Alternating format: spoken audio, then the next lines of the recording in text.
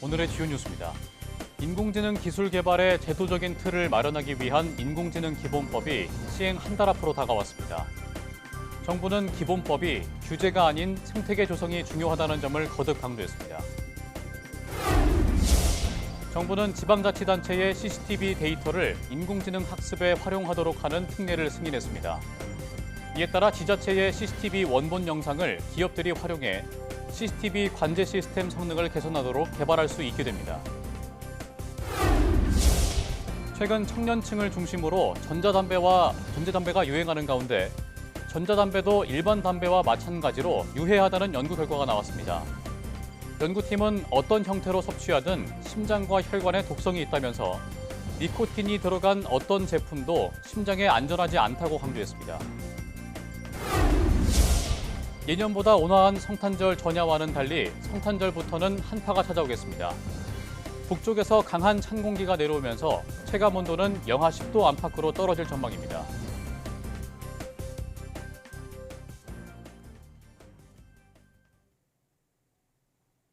여러분 안녕하십니까? 사이언스 투데이 시작합니다. 정부가 AI 기본법 시행을 한 달 앞두고 규제를 최소화하고 1년 유예 기간을 두겠다는 방침을 다시 확인했습니다.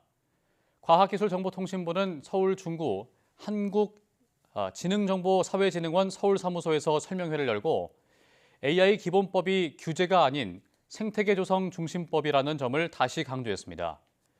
위험이 큰 고영향 AI는 금융 분야의 대출 심사와 같은 핵심 영역으로 제한하고 기업 스스로 고영향 AI인지 판단할 수 있도록 컨설팅을 제공한 뒤 30일 이내에 판단을 통보하는 절차를 마련했습니다.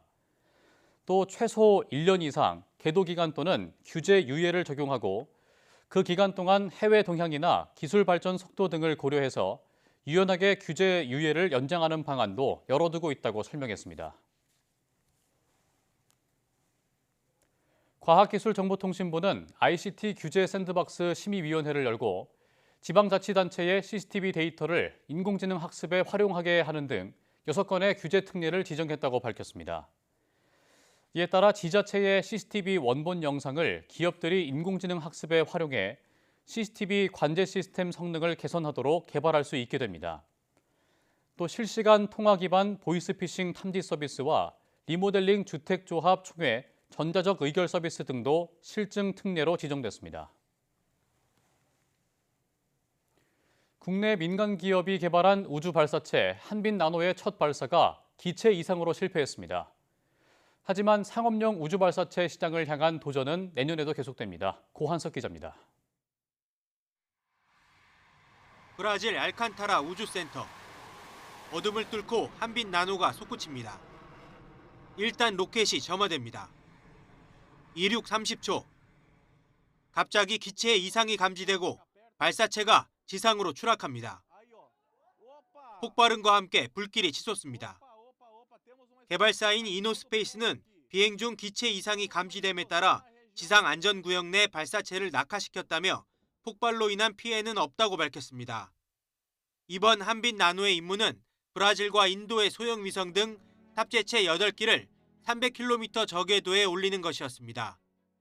국가 주도로 개발된 누리호가 3단 로켓 구조에 길이 47m, 200톤 넘는 중형 발사체라면 한빛나노는 길이 22m, 2단 소형 발사체입니다. 소형 위성을 빠르고 저렴하게 쏘아 올리는 데 특화돼 있습니다.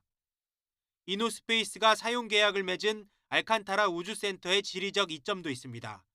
적도 근처에 있어서 지구 자전에 따른 추가 운동 에너지를 사용할 수 있습니다. 연료 효율이 높아 위성 배송 시장에서 가격 경쟁력을 가집니다. 이번 발사는 산화제 냉각 장치 이상, 기상 악화 등의 이유로 여러 차례 연기 끝에 이뤄졌습니다. 최종 도전은 비록 실패로 끝났지만 많은 경험이 쌓였고 상업용 우주 발사체 시장으로 한 걸음 더 나가는 계기가 됐다는 평가입니다. 처음부터 성공했으면 좋았겠지만은 그렇지 못한 일들은 굉장히 많고 충분히 일어날 수 있는 일이라고 생각을 하기 때문에 잘 보완을 해가지고 다음번에 잘 발사를 하면 된다고 생각을 하고요. 이노스페이스는 내년 상반기에 다시 발사를 시도할 계획입니다. YTN 권석입니다. 최근 전자담배가 유행하는 가운데 어떤 형태의 담배든 심장과 혈관을 손상시킨다는 연구 결과가 나왔습니다. 독일 요하네스 구텐베르크대 윈첼 교수팀은 유럽 심장저널에 게재한 보고서에서 니코틴은 어떤 형태로 섭취하든 심장과 혈관에 독성이 있다고 밝혔습니다. 그러면서 니코틴은 일반 담배와 전자담배, 가열담배 등 어디에 들어있든 심혈관 독소로 작용해 혈압 상승과 혈관 손상, 심장질환 위험 등을 일으킨다고 지적했습니다. 연구팀은 니코틴은 연소 부산물이나 타르가 없어도 산화 스트레스와 염증을 유발한다면서 니코틴이 들어간 어떤 제품도 심장에 안전하지 않다고 강조했습니다. 중증 외상으로 숨진 환자의 숫자는 줄어들었지만 장애가 발생한 사례는 증가한 것으로 나타났습니다. 질병관리청이 발표한 2024 중증 손상 및 다수 사상 조사 통계 결과를 보면 2024년 중증 외상 환자는 8,170명으로 한 해 전에 8,192명보다 소폭 줄었습니다. 하지만 장애가 발생한 비율은 74.9%로 2023년에 73.8%보다 증가했고 중증 장애율도 소폭 증가했습니다. 중증 외상의 원인으로는 운수 사고가 47.8%로 가장 많았고 추락 미끄러짐이 44.5%, 떨어지는 물체 등과 부딪힘 4.4%, 관통상 2.2%로 그 뒤를 이었습니다. 국내 최대 신용카드사인 신한카드에서도 개인정보 유출 사고가 발생했습니다. 가맹점 대표자 19만여 명의 개인정보가 유출됐는데 해킹이 아닌 내부 직원의 소행으로 드러났습니다. 최아영 기자입니다. 국내 1위 신용카드사인 신한카드에서도 개인정보 유출 사태가 터졌습니다. 신한카드는 가맹점 대표자 19만 2천여 명의 개인정보가 털렸다며 개인정보보호위원회에 신고했습니다. 구체적으로는 휴대전화 번호만 유출된 경우가 18만 1천여 명으로 가장 많았고 성명과 생년월일, 성별도 일부 유출됐습니다.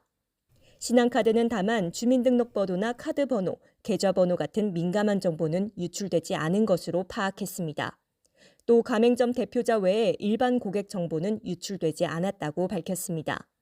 그러면서 이번 유출은 해킹 등 외부 침투가 아닌 내부 직원이 카드 모집 영업에 활용하기 위해 저지른 것으로 드러났다고 설명했습니다. 이에 따라 유출된 정보가 다른 곳으로 추가 확산할 우려에 대해서도 선을 그었습니다. 이번 유출은 공익 제보자가 가맹점 대표자의 개인정보가 외부로 유출됐다는 증거를 계보위에 신고하면서 드러났습니다. 신한카드는 개인정보 유출에 사과드린다며 유출 원인과 경위를 규명해 관련 직원들을 엄중히 문책하고 내외부 보안 체계를 강화하겠다고 밝혔습니다. 또 고객에게 피해가 발생할 경우 신속히 확인해 보상하겠다고도 약속했습니다. YTN 최아영입니다. 개인정보보호위원회가 개인정보 유출 의혹을 받는 신한카드에 대한 조사에 들어갔습니다. 신한카드 관련 공익신고에 따르면 신한카드 영업점이 지난 2022년 3월부터 올해 5월까지 카드 모집인 등에게 카드 단말기를 새로 설치한 가맹점 정보를 제공한 것으로 드러났습니다. 이에 이번 조사를 통해 개인정보 유출 경위와 규모, 항목 등을 정확히 파악할 예정입니다. 또 조사 과정에서 필요하다고 판단하면 금융당국과도 긴밀히 협력해 대응할 계획입니다. 특히 개인정보보호법 위반 여부를 면밀히 검토하고 위반 사실이 드러나면 관련 법에 따라 엄정히 처분할 방침입니다. 김민석 국무총리는 고객의 개인정보를 지키지 못한 기업들이 국민 눈높이에 모자라는 태도를 보이고 있다며 징벌적 과징금을 비롯한 시급한 입법 과제를 신속히 추진하겠다고 밝혔습니다. 김 총리는 정부 세종청사에서 주재한 국가정책조정회의에서 이재명 대통령이 강조한 강력한 제재 원칙에 따른 구체적인 실천 방안이 필요하다며 이같이 말했습니다. 이어 반복적이고 중대한 기업의 규정 위반엔 전체 매출의 10%까지 징벌적 과징금을 도입하고 개인정보 유출 통지 의무를 강화해 피해자에게 손해배상 청구 권리를 함께 알리겠다고 밝혔습니다. 또 이행 강제금 부과 등으로 조사의 강제력도 확보하고 피해 회복과 확산 방지를 위한 제도 개선도 추진하겠다고 덧붙였습니다.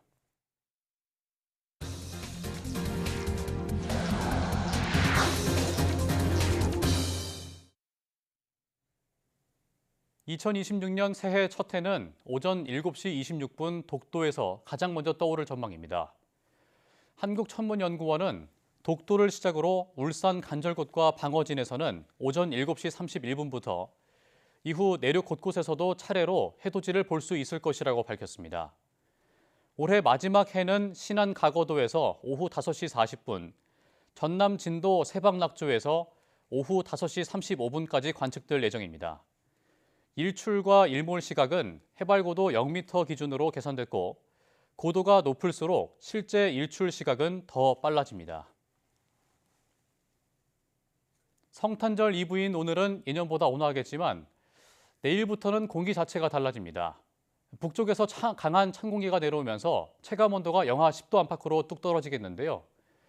모레 아침엔 중부 내륙의 체감온도가 영하 20도 안팎까지 급락할 전망입니다. 김민경 기자가 보도합니다. 중북부에는 눈을, 전국에 겨울비를 뿌렸던 구름대가 물러나면서 오늘은 비교적 온화한 성탄절 이브를 맞이했습니다. 대부분 지역에서 예년보다 2에서 6도가량 높았지만 내일부터는 공기가 달라집니다. 한반도 북쪽 상공에서 영하 35도를 밑도는 강한 찬 공기가 밀려 내려오기 때문입니다. 전국적으로 바람도 거세게 불고 해상에는 높은 물결이 일 걸로 보입니다.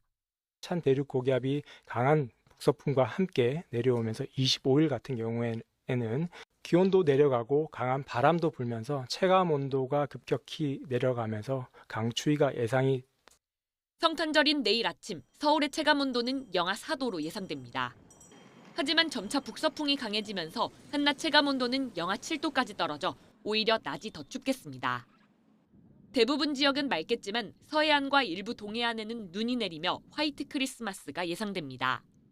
울릉도와 독도에는 최고 30cm, 제주 산간에 15cm 이상, 충남과 호남 서해안에도 많게는 7cm까지 눈이 내려 쌓일 걸로 보입니다.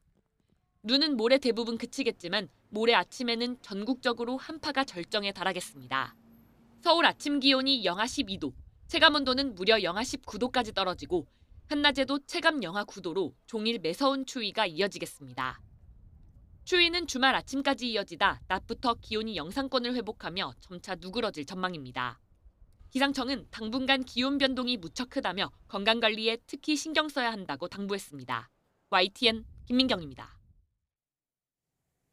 연말 연시를 맞아 주요 번화가와 해넘이 해맞이 명소에 많은 인파가 예상되자 정부가 내년 1월 4일까지를 연말 연시 인파관리 특별대책기간으로 지정하고 위기경보 관심 단계를 발령했습니다. 행안부는 전국에서 개최되는 404개 행사에 대해 안전관리 계획을 수립해 사전 점검합니다. 특히 이 가운데 순간 최대 2만 명 넘게 밀집이 예상되는 서울 명동과 이태원 등 14개 지역을 중점관리 지역으로 선정해 집중적으로 관리합니다. 지방정부는 경찰, 소방 등 관계기관과 협력해 현장 안전관리와 비상대응 체계를 강화하고 국민 행동 요령도 적극 안내할 방침입니다. 지난 10월 출생아 수가 2만 2천 명에 육박해 16개월 연속 지난해 같은 달 대비 증가세가 이어졌습니다. 이에 따라 올해 들어 10월까지 출생아 수는 21만 2,900여 명으로 지난해 같은 기간에 비해 6.5% 늘면서 1981년 통계 작성 이래 세 번째로 많았습니다. 국가데이터처가 발표한 10월 인구 동향을 보면 출생아 수가 2만 1,958명으로 지난해 같은 달에 비해 2.5% 늘면서 16개월 연속 증가세가 이어졌습니다. 이에 따라 올해 출생아 수는 2년 연속 증가를 기록할 가능성이 커졌습니다. 하지만 출생아 수보다 사망자가 많아 인구는 7,781명 자연 감소했습니다. 음주운전으로 재판을 받고 있거나 집행유예 기간 중인데 다시 범행을 저지를 경우 차량을 압수, 몰수하는 조치가 강화됩니다. 대검찰청은 경찰청, 법무부와 협력해 만든 음주운전 근절을 위한 종합대책을 시행한다고 밝혔습니다. 대검은 음주운전으로 재판을 받고 있거나 5년 내 전력이 있는 사람이 혈중 알코올 농도 0.2% 이상인 상태로 차를 몰면 압수, 몰수할 수 있도록 기준을 추가했습니다. 이 같은 대검의 조치는 차량 몰수가 음주운전 재범을 원천 차단하는 가장 유효한 조치라는 판단에 따른 겁니다. 울산에서 자율주행 버스 2종이 운행을 시작합니다. 버스가 스스로 도로 상황을 인식하고 속도를 조절하는 등 높은 단계의 자율주행 기술이 적용됐습니다. 오태인 기자입니다. 정류장에 서 있는 17인승 버스가 스스로 움직입니다. 운전석에는 기사가 앉았지만 운전에는 관여하지 않습니다. 차선 한가운데를 지키면서 주행하고 교차로에서는 부드럽게 속도를 줄입니다. 각종 첨단 장치를 활용한 자율주행 버스로 불법 주정차를 알아서 피하고 비보호 좌회전도 하는 등 안전 관련 첨단 기술이 적용됐습니다. 빛과 전파를 이용한 거리 측정 센서와 카메라를 이용한 센서들이 10여 종 이상 장착되어 있습니다. 시범 운영에 들어간 자율주행 버스는 이달 말부터 도심에서 시민을 태우고 곳곳을 누빕니다. 법에 따라 시험 운전자가 타고 어린이 보호구역에서는 사람이 운전합니다. 함께 시범 운행에 들어간 8인승 버스는 휴대전화 앱으로 부르면 찾아옵니다. 정해진 노선 없이 이용자 수요에 따라 가장 효율적인 경로를 이동하면서 승객을 태웁니다. 울산이 산업도시를 넘어 기술을 실험하고 검증하는 도시로 변화하고 있습니다. 자율주행을 시작으로 도시의 미래 이동 방식을 울산에서 하나씩 만들어 가겠습니다. 시범 운행 기간에는 자율주행 버스를 무료로 이용할 수 있습니다. 울산시는 안정성과 운영 데이터를 확보한 뒤 내년 상반기부터 유료로 전환한다는 계획입니다. YTN 오태인입니다. 버려지는 스티로폼은 부피가 너무 커서 운반할 때 탄소 배출도 많고 재활용도 쉽지 않습니다. 그런데 최근 집채만한 스티로폼 더미를 4분의 1 크기로 줄여주는 친환경 시스템이 도입됐습니다. 김범한 기자입니다. 택배 포장 등 쓰임새가 늘면서 폭발적으로 증가하고 있는 폐 스티로폼. 부피가 큰 스티로폼을 기계에 넣자 니크롬 열선으로 2번에 걸쳐 잘게 썰어져 나옵니다.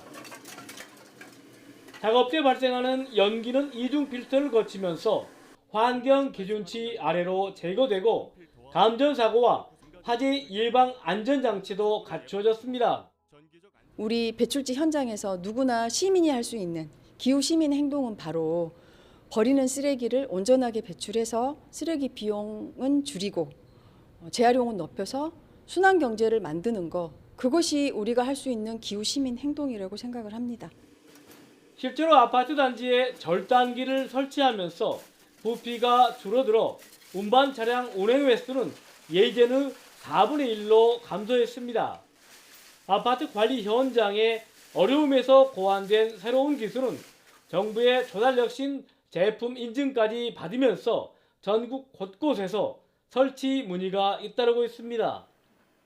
이런 제품이 관리 현장에서 어려움을 개선하겠다고 해서 만든 아이디어가 특허 제품으로 출원했고, 이런 제품이 조달청의 혁신 제품으로 선정됨으로써 전국의 관리 현장에 이런 제품이 필요한 곳에 널리 사용되었으면 좋겠습니다. 친환경 스티로폼 절단 시스템의 보급이 확대되면 정부의 자원 재활용률 70% 증량 목표 달성에도 한몫할 것으로 기대됩니다. YTN 김범환입니다. 삼성전자가 세계 최초로 개발한 10나노대 D램 기술이 중국으로 유출되는 일이 벌어졌습니다. 검찰은 삼성전자 전 임직원들을 재판에 넘겼는데 이로 인한 피해는 수십조 원에 달할 것으로 추정됩니다. 안동준 기자입니다. 삼성전자는 5년간 1조 6천억 원을 투자해 지난 2016년 세계 최초로 10나노대 D램 양산에 성공했습니다. 그런데 얼마 뒤 이 공정 기술은 중국의 반도체 업체 창신메모리의 손에 들어가게 됐습니다. 삼성전자의 핵심 연구원이었던 A씨가 이직하면서 종이에 베껴 적은 공정 정보를 유출했기 때문입니다. 중국 지방정부의 출자를 통해 설립된 창신메모리는 삼성전자 부장 출신 B씨 등을 영입하며 기술 확보에 나섰습니다.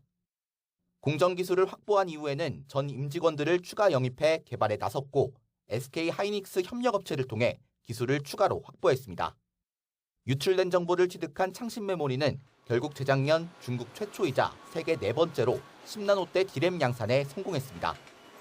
B씨 등은 비료회사에 취직하는 것처럼 속여 경쟁사 이직금지 조항을 피했고 출국금지나 체포를 당할 때 공유할 암호도 만들었습니다. 그러나 B씨가 다른 사건으로 수사를 받던 중 검찰이 반도체 기술 유출 정황을 포착하며 수사가 시작됐습니다. 검찰은 필적 감정을 의뢰해 공정기술을 필사해 유출한 A씨의 신원 또한 파악했습니다. 검찰은 B씨 등 5명을 산업기술보호법 위반 혐의로 구속 기소하고 파트별 개발 책임자 5명도 불구속 상태로 재판에 넘겼습니다. 유출된 기술을 부정 사용하여 중국 현지에서 최종 양산에까지 나아간 범행의 전모를 규명하였습니다. 다만 공정기술을 직접 유출한 A씨 신병은 끝내 확보하지 못했습니다. 검찰은 A씨를 인터폴 적색 수배하고 여권 무효화 조치를 했지만 중국 정부에서 협조하지 않아 신병 확보가 어려운 상황이라고 밝혔습니다. 검찰은 이번 범행으로 국가 경제에 발생할 피해액이 최소 수십조 원에 달할 걸로 추정했습니다. YTN 안동준입니다. 넷플릭스 시리즈 흑백요리사 시즌2가 해외에서도 인기를 끌자 중국 일부 누리꾼들이 또다시 불법 시청에 나선 정황이 포착돼 논란이 일고 있습니다. 서경덕 성신여대 교수는 자신의 SNS에 중국 최대 리뷰 플랫폼 더우반에는 이미 흑백요리사2 리뷰 페이지가 개설됐고 지난 23일 오전 기준 70여 건의 리뷰가 게시됐다고 밝혔습니다. 중국에서는 넷플릭스가 공식 서비스 되지 않는 만큼 해당 리뷰들은 불법 시청 후 작성된 것으로 추정되고 있습니다.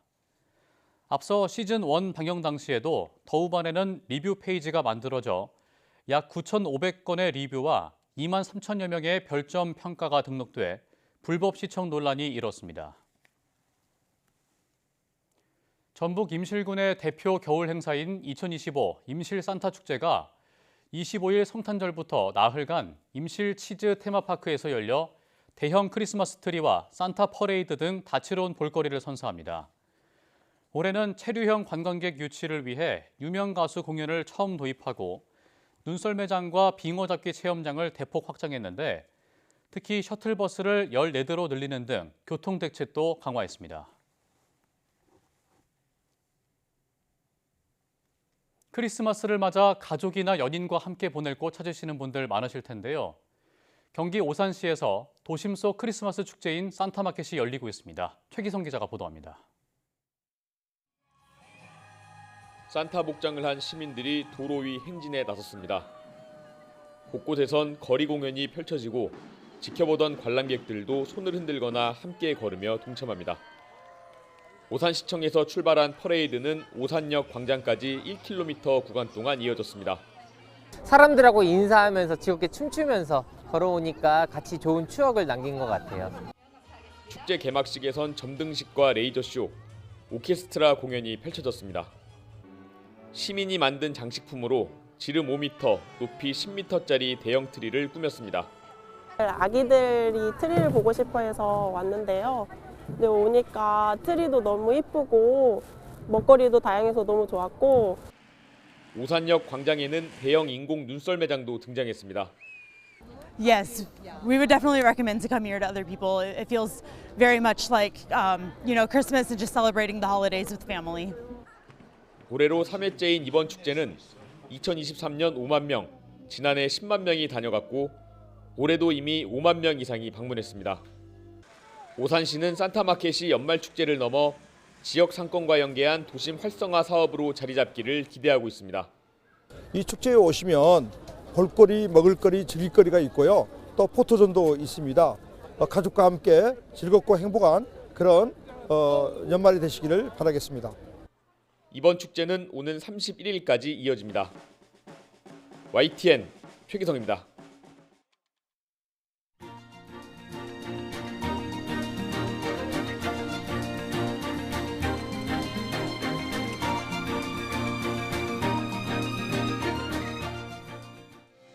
전해드린 것처럼 성탄절을 기점으로 기온이 뚝 떨어지는데요. 소중한 사람들과 따뜻한 온기를 나누며 행복한 성탄절 보내시길 바랍니다. 뉴스 마칩니다. 고맙습니다.